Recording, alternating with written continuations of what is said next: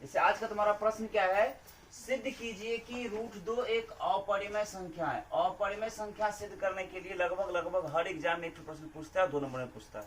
ठीक, तो ये समझो कि परिमेय संख्या क्या होता है, अपरिमेय संख्या क्या होता है।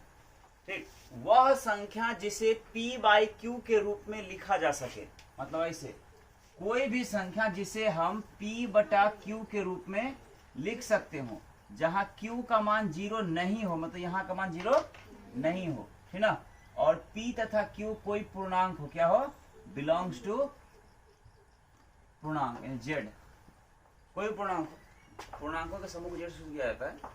ठीक है, क्या होगा परिभाषा, परिमेय संख्या किसे कहेंगे, कोई भी संख्या जिसे p/q के रूप में लिखा जा सकता हो और q is not equal to 0, नीचे का मान 0, हर वाला मान 0 नहीं हो, तथा p और q कोई पूर्णांक हो।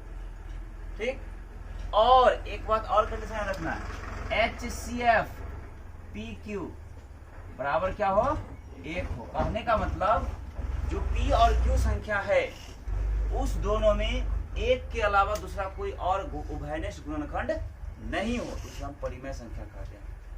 बात समझ में आया, परिमेय संख्या किसे कहते हैं, तो कोई भी संख्या जिसे हम p/q के रूप में लिख सकते हैं जहां q is not equal to 0 हो, मतलब हर का मान 0 के बराबर नहीं हो, और p तथा q दोनों क्या हो, पूर्णांक हो, p और q क्या हो, पूर्णांक हो, साथ ही साथ p तथा q का जो HCF हो 1 हो, अर्थात p और q में एक के अतिरिक्त कोई भी उभयनिष्ठ गुणनखंड नहीं हो, इसे हम परिमेय संख्या कहते हैं। क्लियर है, तो हमको परिमेय सिद्ध, इसलिए परिमेय परिभाषा बता दी क्योंकि परिमेय चर्चा होगा इस पर। फिर अब आता है हमको सिद्ध क्या करना है, अपरिमेय किसे कहेंगे, तो वह संख्या जिसे हम p/q के रूप में नहीं लिख सकते, सिंपल सी बात, जिसे हम p/q के रूप में नहीं लिख सकते उसे क्या कहेंगे, अपरिमेय संख्या। जैसे देखो कुछ समझो बात, जैसे पूछ दे √2 अपरिमेय है, √3 अपरिमेय है, √4 तो परिमेय है ना, √3 लिख सकते हैं, 4 का हम 2, √5 अपरिमेय है, √6 अपरिमेय है, √7 अपरिमेय है, बस समझ है ना, पाई, हाँ पाई अपरिमेय है। अगर ऐसे पूछ दे 0.121112111 इसे रहेगा, ये भी अपरिमेय है, यानी कहने तो पुनरावृत्ति जब होता है ना, अपरिमेय है।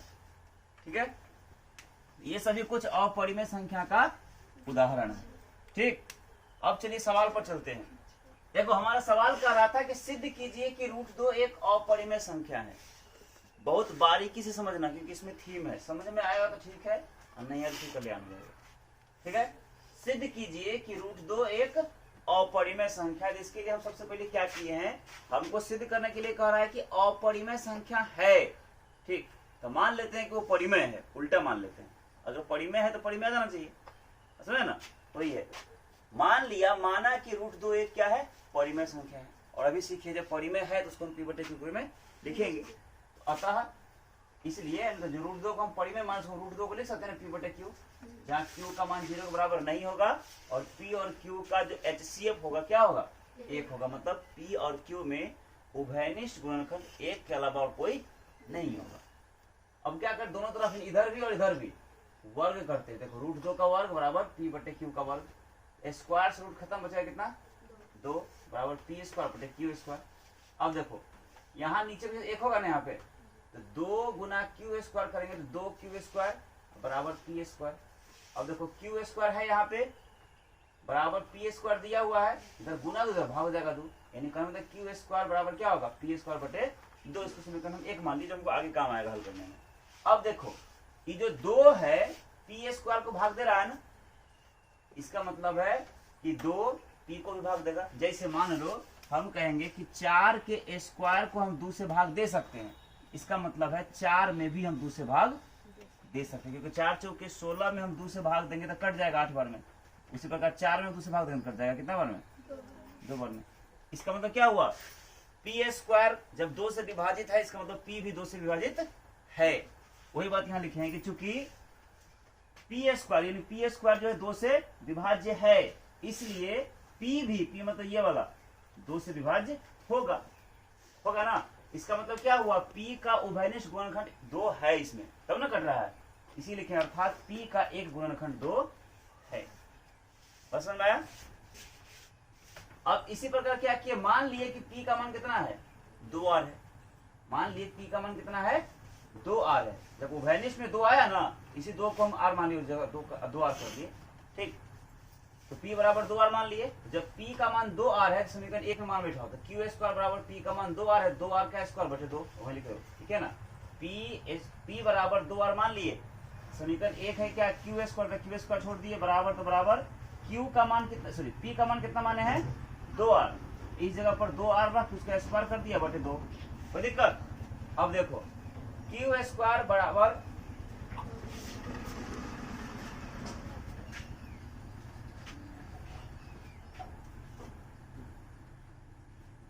क्यू स्क्वायर बराबर क्या हो जाएगा, हाँ क्यू स्क्वायर बराबर क्या हो जाएगा, 2 दूना 4 R स्क्वायर बटे 2, 2 एक है 2 दूना 4 2 बार कट जाएगा। क्यू स्क्वायर बराबर क्या हुआ 2R, देखो लिखे हैं क्यू स्क्वायर बराबर 2R है ना, यानी वही क्यू स्क्वायर बराबर क्या हो जाएगा, क्यू स्क्वायर बराबर 2R स्क्वायर स्क्वायर रहेगा। अब देखो मान लो कि ये इधर और ये वाला इधर है ना, अरे जब तराजू में नापे हो तो इधर वाला इधर कर दो, बात एक ही रहेगा ना, सेम है। इधर R स्क्वायर बराबर क्या हो जाएगा, तो क्यू स्क्वायर गुना कर भाग हो जाएगा 2 ना जाएगा, यानी R स्क्वायर बराबर क्या हुआ क्यू स्क्वायर बटे 2, समझ आ रहा है बात।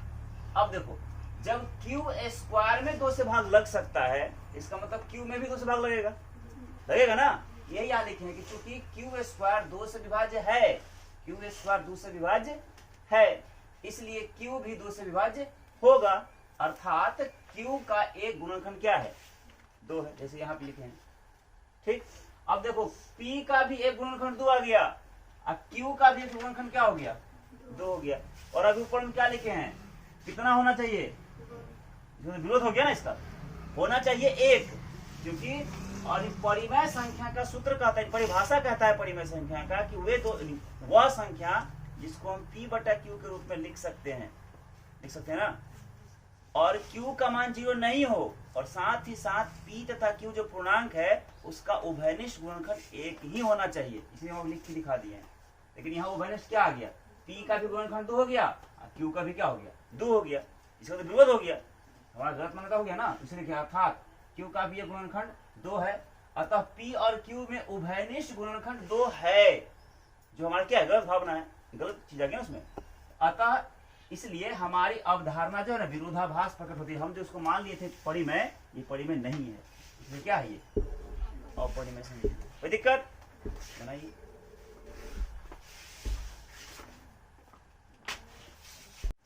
अगला सवाल क्या है, सिद्ध कीजिए कि 6 प्लस रूट 2 है ना एक अपरिमेय संख्या है। 6 जो रूट 2 एक अपरिमेय संख्या है, इसको सिद्ध करने के लिए क्या करेंगे, जहां भी अपरिमेय सिद्ध करने के लिए कहेगा सबसे पहले उसको उल्टा मान लेंगे परिमेय है।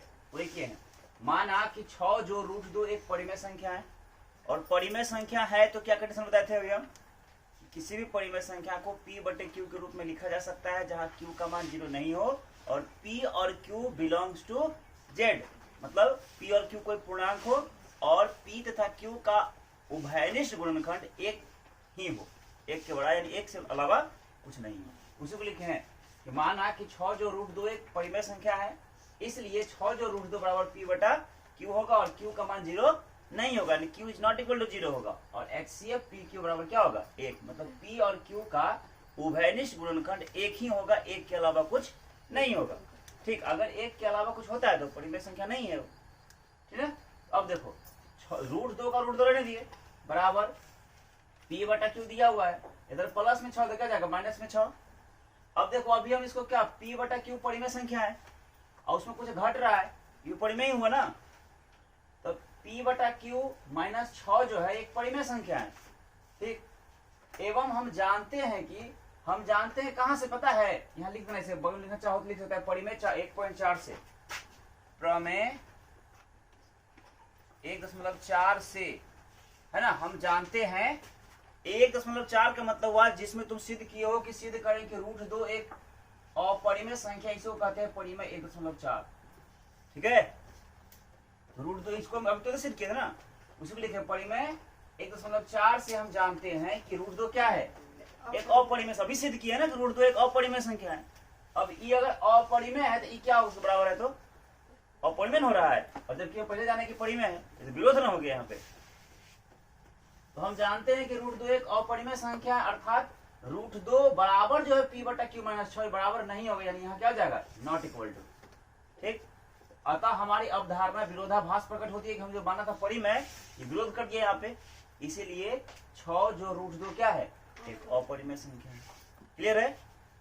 अगला सेम इसी पर आधारित प्रश्न है कि सिद्ध कीजिए कि 1/√2 एक अपरिमेय संख्या है। 1/√2 क्या है, अपरिमेय है। तो क्या करेंगे, सबसे पहले मान लिया कि माना कि 1/√2 एक परिमेय संख्या मान लिए। अगर ये परिमेय है तो फिर इसको इसे लिखेंगे, इसलिए 1/√2 बराबर पी बटा क्यू, जहां q is not equal to 0 और HCF पी और क्यू बराबर क्या हो जाएगा, 1। इसका अर्थ समझ में आता है ना सबको। ठीक, मतलब कि P और Q यानी P बटा Q के रूप में है, क्योंकि परिमेय मान है, इसका मतलब P बटा Q के रूप में है, और Q का मान 0 नहीं है, मतलब हर वाले का मान 0 नहीं है, और P तथा Q में उभयनिष्ठ गुणनखंड कितना है, 1 है। अब जब ये परिमेय है, ठीक, अब क्या करें, दोनों को P बटा 1/√2 बराबर P बटा Q लिख दिए है ना, इसके अंक को पलट देते हैं, नीचे वाले को ऊपर, ऊपर वाले को नीचे। तो √2 ऊपर जाएगा, 1 नीचे, तो 1 लिखना जरूरी है, ये नहीं है, बराबर Q ऊपर और P नीचे। अब समीकरण क्या हो गया, 1। अब सिंपल बात होता है, 2/5 अगर परिमेय है तो क्या 5/2 परिमेय नहीं है, है।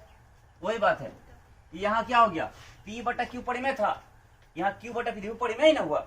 यहाँ लिखे हैं कि चूंकि Q बटा P एक परिमेय संख्या है, तो हम जान रहे हैं परिमेय है, लेकिन ये जो देखो अभी सिद्ध किया ना 1.4 वाला, परिमेय 1.4 अभी सिद्ध किया है ना, लेकिन परिमेय 1.4 से हम जानते हैं कि रूट 2 क्या है, अपरिमेय है। तो परिमेय संख्या कभी अपरिमेय के बराबर हो सकता है, नहीं हो सकता है, इसलिए रूट 2 बराबर नहीं होगा Q बटा P। ठीक, तो अतः हमारी जो मान्यता थी कि 1/√2 परिमेय है, ये गलत हुआ। उसको लिखे, अतः हमारी मान्यता 1/√2 एक परिमेय संख्या है, गलत है, इसलिए 1/√2 एक अपरिमेय संख्या है। कोई दिक्कत? चलिए अगला देखिए।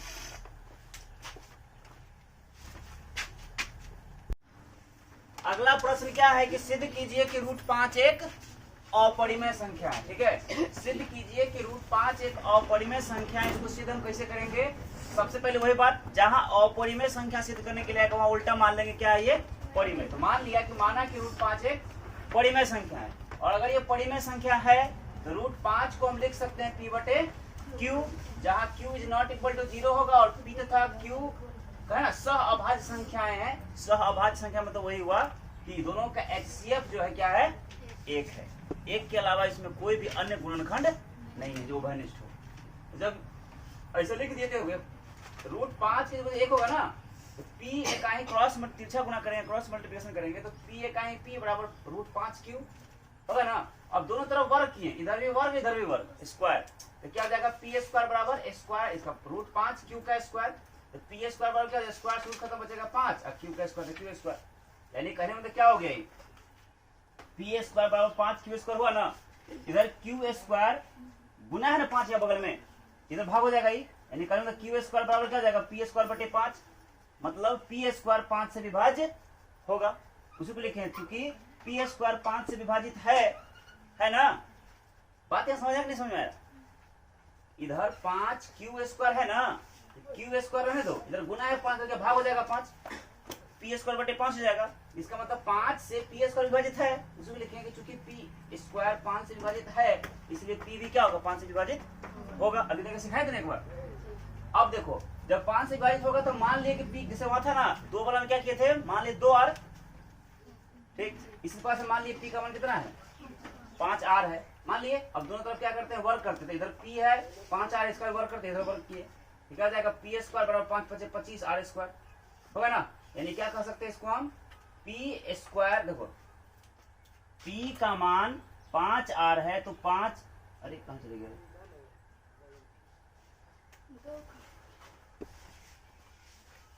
P² देखो यहाँ समीकरण 1 में P² बराबर क्या है, 5Q², यहाँ रखिए P² बराबर 5Q² रखे, अब बराबर क्या 25R², तो क्यू स्क्वायर बराबर 25 आर स्क्वायर है, इधर गुना इधर भाग हो जाएगा 5, तो कटेगा जाएगा 5 5 25, ऐसे 5 कहीं 5 है, 5 5 25, 5 बड़े 5 आर स्क्वायर, यानी करने क्या हुआ आर स्क्वायर बराबर क्या हो जाएगा, तो क्यू स्क्वायर तो गुना भाग हो जाएगा 5, यानी करने का क्या आर स्क्वायर बराबर हो जाएगा क्यू स्क्वायर बटे 5, अर्थात क्यू स्क्वायर जो है 5 से विभाजित होगा ना, उसी को लिखेंगे चूंकि क्यू स्क्वायर 5 से विभाजित है इसलिए क्यू भी 5 से विभाजित होगा। अब देखो यहाँ पर P 5 से विभाजित हुआ, मतलब P का गुणनखंड 5 है, यहाँ Q भी 5 का, यानी क्यू स्क्वायर भी 5 से होता, Q भी 5 से विभाजित होगा, इसका मतलब Q का भी एक गुणनखंड 5 है, तो P और Q दोनों का गुणनखंड 5 हो गया। इसका मतलब ये जो कंडीशन है कि दोनों गुणनखंड 1 होना चाहिए, ये तो गलत हो गया। उसी में लिखे हैं कि यहाँ अतः P एवं Q दोनों से 5 से विभाजित है, और ये नियम गलत हो गया, यानी HCF जो उसका 1 है वो 1 के बराबर तो हुआ नहीं, अतः हमारी अवधारणा विरोधाभास प्रकट होती है। रूट 5 क्या है, एक अपरिमेय संख्या है। बस समझ में आया कि नहीं समझ में आया? कहने का अर्थ ऐसे है, जैसे यहाँ पर सपोज करो क्या है, पी स्क्वायर बराबर 5 क्यू स्क्वायर है ना, इसको ऐसे लिख सकते हैं क्यू स्क्वायर बराबर क्या पी स्क्वायर, इधर गुना इधर भाग हो जाएगा 5, क्या हो गया। जब पी स्क्वायर 5 से विभाजित है, इसका मतलब पी भी 5 से विभाजित है ना, इसका मतलब P का कोई ना कोई तो एक गुणनखंड 5 होगा ही होगा। सेम यही कंडीशन फिर यहाँ पर आया, इस जगह क्यू स्क्वायर, यहाँ 5 क्यू स्क्वायर है, ऐसे 5 एक 5 और 5 5 25, इसमें लिखें क्यू स्क्वायर बराबर क्या 5 आर स्क्वायर, ठीक, यानी जब 5 देखो क्यू स्क्वायर से है, क्यू स्क्वायर बराबर 5 आर स्क्वायर है ना, इसको हम क्या कह सकते हैं, इसे आर स्क्वायर बराबर क्यू स्क्वायर, इधर गुणा भाग हो जाएगा 5, होगा ना, यानी क्या मतलब क्यू स्क्वायर जब 5 से विभाजित होगा, इसका मतलब है क्यू भी 5 से विभाजित होगा, इसका मतलब क्यू का एक गुणनखंड क्या होगा 5। अब देखो P का भी गुणनखंड 5 निकला और क्यू का भी गुणनखंड क्या निकला 5। तो अभी हम क्या माने थे कि परिमेय अगर है इसका मतलब गुणनखंड एक ही होना चाहिए, लेकिन यहाँ क्या आ गया 5 भी है, इसका मतलब परिमेय है ही नहीं, इसीलिए क्या है ये अपरिमेय है। समझ में आया बात? अब देखिए अगला प्रश्न कहता है आपका, सिद्ध कीजिए कि 3 जोड़ 2 रूट 5 एक अपरिमेय संख्या है। क्या सिद्ध कीजिए? 3 जोड़ 2 रूट 5 एक अपरिमेय संख्या है। सबसे पहले क्या किए, माना कि 3 जोड़ 2 रूट 5 एक परिमेय संख्या है, और परिमेय है अगर तो लिख सकते हैं 3 जोड़ 2 रूट 5 बराबर क्या P बटा Q, जहां Q का मान 0 नहीं है और HCF PQ बराबर 1 होगा, यानी 1 के अलावा P और Q का उभयनिष्ठ गुणनखंड दूसरा नहीं होगा, और अगर दूसरा है तो परिमेय होगा ही नहीं। देखो 2 रूट 5 रहने दिए बराबर P बटा Q दिया हुआ है, इधर प्लस में 3 माइनस में 3 है ना। अब देखो रूट 5 का रूट 5 बच गया, P बटा Q माइनस 3, इधर गुना दो भाग हो जाएगा 2। P बटा Q परिमेय है, परिमेय में 3 घटेगा तो परिमेय ही रहेगा, और उसमें 3 2 से भाग लगे तो भी परिमेय ही है, इतना परिमेय है। अभी हम क्या पढ़े, रूट 5 अपरिमेय। तो अपरिमेय संख्या कभी परिमेय के बराबर हो सकता है नहीं, विरोध साबित हुआ कि नहीं हुआ, इसीलिए क्या हो गया, समझ में आ गया। ठीक, आज के लिए इतना ही, इस सबको प्रैक्टिस करना।